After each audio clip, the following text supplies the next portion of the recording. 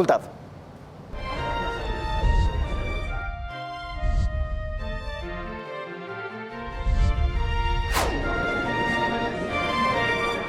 Buenas noches, yo soy Víctor Hugo Michel y le doy la más cordial bienvenida a La Facultad, un programa en donde estudiantes y profesores de las principales universidades del país debaten las propuestas de los candidatos presidenciales. Les recuerdo que este programa se transmite por Facebook Live y podemos interactuar juntos en nuestras redes sociales, @elfinanciero.tv en Twitter. Ahí nos pueden hacer comentarios con el hashtag La Facultad y en Facebook, /El Financiero Bloomberg.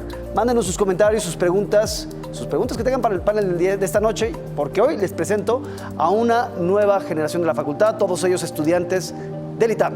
Empiezo con Manuel Chong, de Ciencia Política. Buenas noches. Buenas noches, Manuel.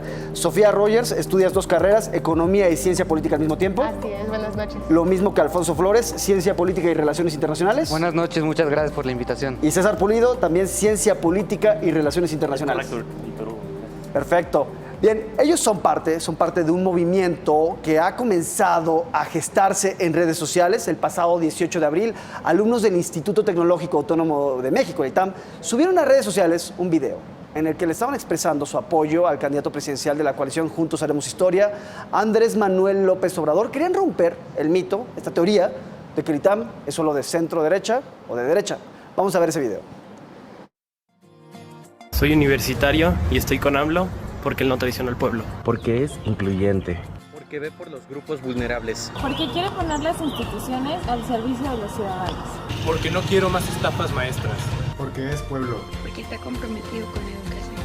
Porque llevamos más de 220,000 muertos.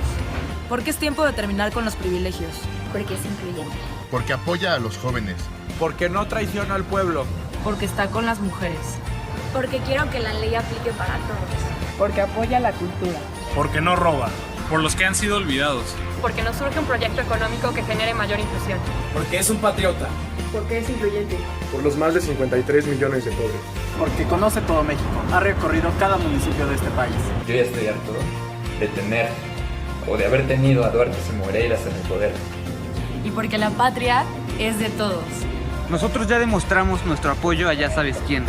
Retamos a los estudiantes de la UNAM para que hagan lo mismo. ¿Qué pasó con ese reto, Alfonso? ¿Ya respondieron los estudiantes de la UNAM? Ya respondieron los estudiantes de la UNAM y no solamente ellos, sino universitarios de todas las escuelas del país, públicas y privadas. Recibimos videos de gente de la UNAM, del TEC, de la Ibero, incluso también desde del CIDE, del Poli, en Jalisco, la UDG. Hemos tenido una gran respuesta que deja claro que los universitarios del país mayoritariamente estamos con el proyecto que encabeza Andrés Manuel. ¿Por qué itamitas con Andrés Manuel López Obrador? Se los pregunto porque una idea que podría generarse uno es de que el ITAM apoyaría a un candidato como Ricardo Anaya o José Antonio Meade, que es egresado precisamente de la escuela. ¿Quién quiere tal? Pues el ITAM tenemos demasiada pluralidad. Todos hemos discutido y debatido diferentes temas a lo largo de la carrera, desde el día 1 en materias de estudios generales, que discutimos filosofía, y creo que nos permite abrirnos a crear una opinión propia y a poder compartirla con los demás. O sea, no nada más es voy a seguir a un candidato porque salió de la universidad que me va a representar quizás el resto de mi vida, pero tengo una opinión propia y quiero un cambio para el país. Entonces, creo que esa pluralidad y la enseñanza del ITAM nos permite decidir por quién vamos a votar y unirnos al candidato Andrés Manuel también. Manuel, ustedes lanzaron este reto, ya lo vimos hace unos instantes en este video en el que apoyaban a Andrés Manuel López Obrador. Ya se sumaron, como nos estabas explicando Alfonso, ya se sumaron de otras universidades, ya respondió la UNAM. ¿Qué sigue ahora para el movimiento AMLO con el ITAM o ITAM con el AMLO? Pues al final lo que nosotros queríamos demostrar con esto es que existe una pluralidad dentro de nuestra institución. Justamente como tú dices, quitar este estigma de los itamitas nada más son de derecha, nada más. Entonces, la oportunidad de demostrar que hay un cierto número de alumnos que apoyamos el proyecto de nación es algo que yo creo que tanto la opinión pública como dentro de la misma comunidad del ITAM era algo que no se esperaban, que nosotros saliéramos a decir estamos con este proyecto de nación, estamos con este candidato. Como en el ITAM todos pueden tener su participación política, su afiliación, apoyar a todos los candidatos, pero a nosotros nos gustó organizarnos y el revuelo que nosotros generamos me encantó. Sobre todo fue muy orgánico, muy de redes sociales, ¿no? Sí. Sí, así digo, así nos manejamos hoy en día y nos funcionó muy bien. César, a ver, por favor. Bueno, también me gustaría agregar que es cada vez más importante la vida del estudiante en México y también queríamos dejar eso en claro. Hace 50 años fue el movimiento estudiantil del 68, hace 6 fue el 132 y creo que esta vez también que la voz de los estudiantes se escuche y que los candidatos y candidatas nos volteen a ver también. Qué interesante, mencionan el Yo Soy 132 y esto sería el equivalente al Yo Soy 132 en este proceso electoral. ¿A qué me refiero? A un movimiento orgánico que se gesta en redes sociales. Es el primero que vemos de su tipo en este proceso electoral, que ha sido, hay que decirlo, bastante aburridón en cierta medida. Ha sido una campaña bastante sosa hasta el momento. Déjenme plantearles algo, porque me imagino que ustedes fueron objeto de cuestionamientos por parte de sus compañeros y de algunos de sus profesores. ¿Cómo respondieron? Porque algunos de sus profesores son defensores de la ortodoxia económica más dura y me imagino que les preguntaban a ustedes, ¿qué están haciendo? Nos hemos llevado una buena impresión porque, como tú dices, a pesar de que en el ITAM hay voces muy distintas a lo que nosotros estamos exponiendo, el debate ha sido bienvenido. Hemos recibido comentarios de gente que piensa muy distinto a nosotros, que agradecen que hayamos salido para dar la imagen afuera de que en el ITAM se están dando todos estos debates. Profesores también, alumnos que no están con nosotros, nos han agradecido mucho que hayamos salido a dar la cara. Y más que nosotros representar un movimiento similar al de Yo Soy 132, creo que Morena y en el movimiento representa eso, o sea, representa más, o sea, lo que se esperaba, la pluralidad, la defensa de derechos, la libertad de expresión, permitir que más mujeres lleguen a puestos importantes, creo que se está gestionando, pero desde Morena, que es el movimiento en sí. César Manuel, cuénteme un poquito de alguno de los debates que hayan tenido, porque de seguro, finalmente la universidad es un espacio de debate, de confrontación de ideas, si no, no es universidad. Cuénteme de alguna de las confrontaciones de ideas con opositores, con personas que apoyen, ya sea a Ricardo Anaya, José Antonio Meade, que les haya tocado precisamente después de que ustedes salen en este video en redes sociales. Pues mira, justamente te platico, la semana pasada hicimos un ejercicio en el ITAM de un debate entre representantes de todos los candidatos.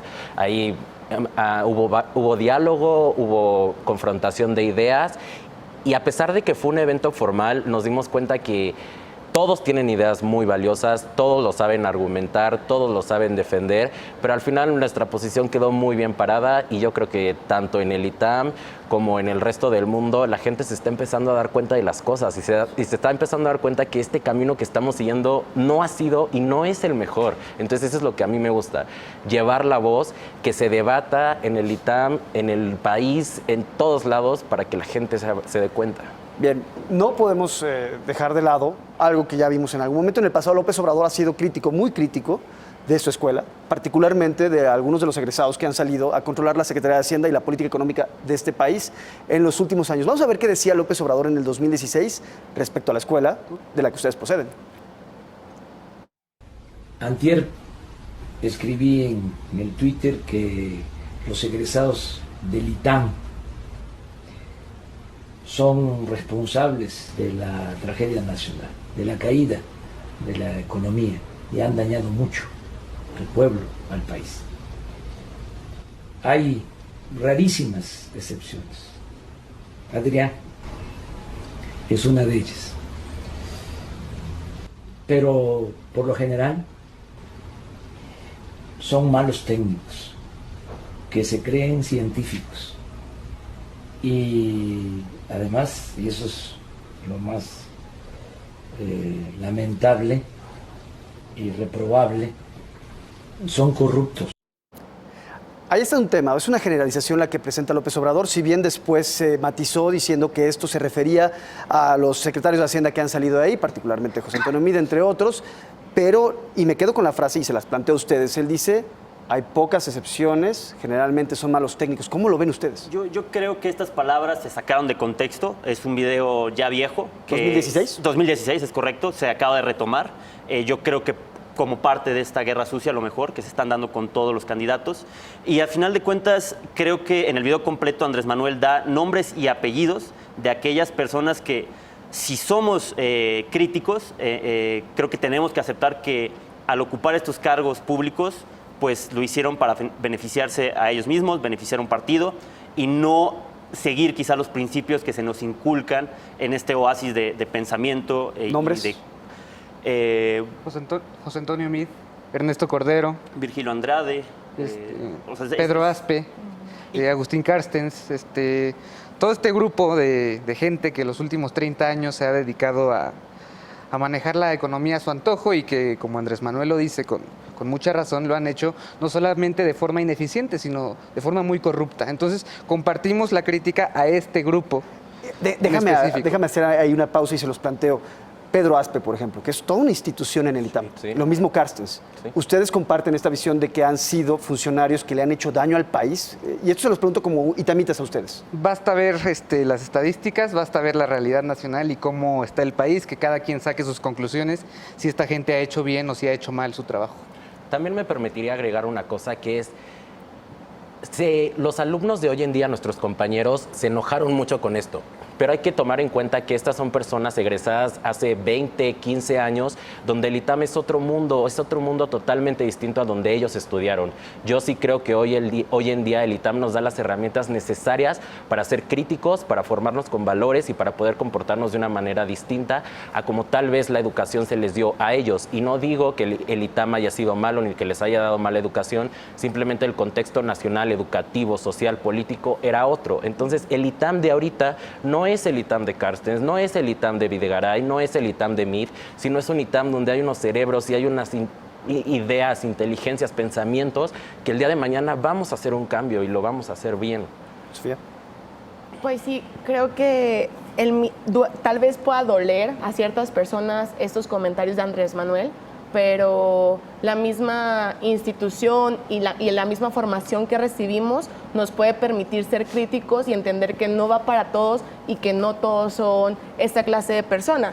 O sea, muchísimos funcionarios públicos de otras universidades también cometen muchísimas barbaridades. Nadie tiene el monopolio sobre, vamos a decirlo, sobre las barbaridades, como lo estás comentando. Exacto. No, y el mejor ejemplo de que Andrés Manuel no está en contra del ITAM es que hay grandes profesionales en nuestro proyecto. Solamente por mencionarte tres, Abel Ibert, un gran economista, Te lo mencionaba en el video, claro, de los encargados en redactar el proyecto económico, la senadora Gaby Cuevas, el senador Zoe Robledo, que fueron de los mejores senadores esta legislatura. Es el mejor ejemplo. Ciu Tenorio, que está con nosotros en Morena, en Benito Juárez. Hay mucha gente muy valiosa en Morena del ITAM. Les planteo una pregunta final y ya nos vamos a un corte porque tenemos que analizar también un tema sobre el nuevo aeropuerto. ¿Ustedes son militantes o en este momento nada más son simpatizantes? Solo simpatizantes. Solo simpatizantes. Soy militante. Tú eres militante. ¿Y ustedes son simpatizantes? Simpatizantes. Sí. Perfecto. Bueno, nos quedamos con esto. Vamos a regresar porque todavía tenemos que analizar. Vamos a meternos al tema, a nuestra materia, que es la economía. Claro. Vamos a platicar sobre el nuevo aeropuerto internacional de la Ciudad de México y las implicaciones de su cancelación o que siga adelante. Perfecto. Volvemos, quédense con nosotros. No olviden que pueden interactuar con nosotros a través de las redes sociales con el hashtag La Facultad. Hay muchos comentarios, ahorita leemos algunos al regresar. Y antes de ir a una pausa, los quiero invitar a este programa. Si ustedes son estudiantes universitarios o profesores, les gusta el debate, les gusta opinar sobre los temas cruciales que se están discutiendo en esta etapa de las campañas, envíenos un correo a la dirección que usted puede ver en la pantalla. Nos pondremos en contacto con ustedes. Ya volvemos. Ahí lo pueden ver, algunas de las reacciones que estamos viendo en redes sociales. Seguimos.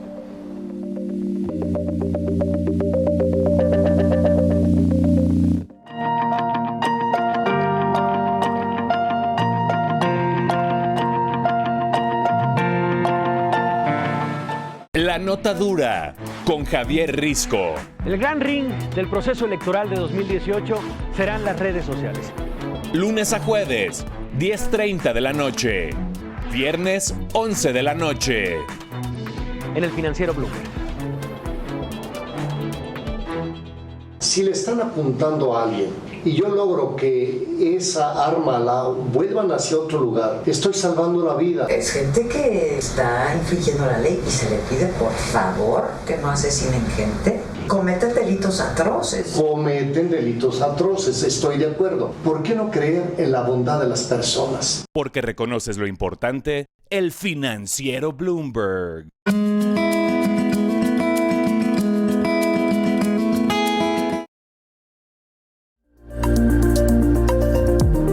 Bien, estamos de regreso a la facultad. Gracias por continuar con nosotros. Recuerden que esperamos sus comentarios a través de nuestras redes sociales con el hashtag La Facultad. Y nos olvidamos de mencionar un tema, lo estábamos dejando de lado. Hay que ver esta encuesta que fue la que detonó todo este movimiento. Vamos a pedirle a la producción que nos la muestre en pantalla.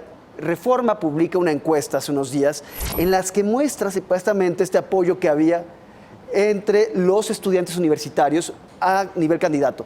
Esta es Ciudad de México, ahí lo vemos, Ricardo Anaya empatado con Andrés Manuel López Obrador, José Antonio Meade en un tercer lugar y Margarita Zavala en un cuarto. Vamos a la siguiente. Esto es Monterrey, Ricardo Anaya supuestamente dándole casi 3 veces a Andrés Manuel López Obrador, José Antonio Meade en tercer lugar, y vamos a ver la siguiente, que me imagino será Guadalajara. Son universidades, ¿verdad? Ahí lo vemos, Ricardo Anaya y Andrés Manuel López Obrador. A ustedes, esta encuesta fue la que los galvanizó, fue la que los llevó al movimiento. Es que solamente aclarar, Víctor Hugo, esto no fue una encuesta en Fue un realidad. sondeo. Eso fue nuestra crítica a Reforma. No publicaron una encuesta con una seriedad metodológica, sí. científica, estadística. Era un simple sondeo y tan es así que me parece que 2 días después de que nace nuestro movimiento, Reforma saca la encuesta verdadera, ya con una metodología seria, en donde Andrés Manuel no solamente va de calle en las presidenciales en general, 15 puntos arriba, sino también entre el público universitario, va arrasando. Y a mí me gustaría, agregar también que más allá del tema electoral, pues mucha gente salió a criticar la encuesta fuera de Morena o que de otro candidato, porque sí hay un sesgo metodológico que si se toma en serio pues la estadística y la manera en que se hacen las encuestas, creo que sí fue muy criticado. ¿Quién lo diría? Esta encuesta, este sondeo fue lo que generó todo este movimiento en redes sociales y nos llevó a precisamente que viéramos esto con ustedes. Sí. Vamos al tema que les había platicado antes de irnos al corte, porque hay que decirlo, López Obrador ha suscitado una cierta desconfianza entre el sector empresarial en este proceso electoral, particularmente en los siguientes temas. Su propuesta de cancelar el nuevo aeropuerto internacional de México, congelar los precios de las gasolinas y fijar precios de garantía en los productos agropecuarios. Vamos a escuchar lo que han dicho los representantes del sector empresarial de este país. Empiezo con Juan Pablo Castañón, el presidente del Consejo Coordinador Empresarial en torno al nuevo Aeropuerto Internacional de México. Hemos visto que hay una posición que no escucha la posición nuestra del sector privado. La posición del candidato de Morena está tan firme que hasta folletos ya sacó. Después de escuchar su respuesta al ingeniero Slim y las respuestas que su experto ha dado, no están abiertos al diálogo. No nos interesa organizar un foro con todos los candidatos cuando un candidato tiene una propuesta que no escucha. Y 40 recomendaciones de política pública, que creo que es el gran talón de Aquiles que padece nuestro país. Poder estar negociando, como ya lo decían, un presupuesto cada año después de que ya se dieron las cosechas, no nos lleva a ningún lado. Tenemos un campo muy exitoso, pero tenemos un campo muy débil también. Necesitamos balancear esos temas. Jóvenes, 2 temas ahí. El Consejo Coordinador Empresarial manifiesta su preocupación por la posible cancelación del nuevo Aeropuerto Internacional de la Ciudad de México y el Consejo Nacional Agropecuario plantea su preocupación también sobre los precios de garantía. Abro la mesa. Bueno, yo creo que ahí la retórica de los medios respecto a AMLO siempre ha sido que es una persona que es enemiga de los mercados y de los empresarios. Creo que esto es falso. Andrés Manuel no quiere luchar, no quiere dinamitar el progreso económico, es más bien enemigo de este capitalismo de cuates, de esta política del compadrazgo, en el cual los empresarios que tienen por ahí negocios chuecos y que se ven beneficiados de licitaciones chuecas, pues claramente están nerviosos porque Andrés Manuel vaya a la cabeza en las encuestas. Crony capitalism, capitalismo de cuates. Es correcto, es correcto. Sí, yo le preguntaría a la gente que escriba ahí en las redes si genuinamente creen en algo que venga del gobierno de Enrique Peña Nieto, del gobierno de la Casa Blanca, del gobierno del Paso Express. Pero déjame plantear algo, ahí estábamos hablando del Consejo Coordinador Empresarial y el Consejo Nacional Agropecuario, no es el gobierno en sí.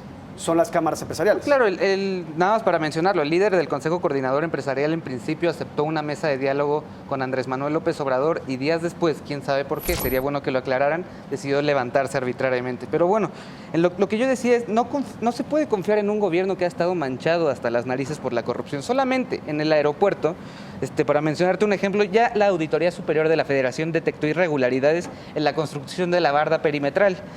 Hay un encarecimiento de la obra de un 89% de lo que se había planteado al principio y el uso de al menos de 2 empresas fantasmas. Además, recordar que la empresa encargada de la construcción de la torre de control es la misma que hizo el Paso Express de Cuernavaca, el del famoso socavón.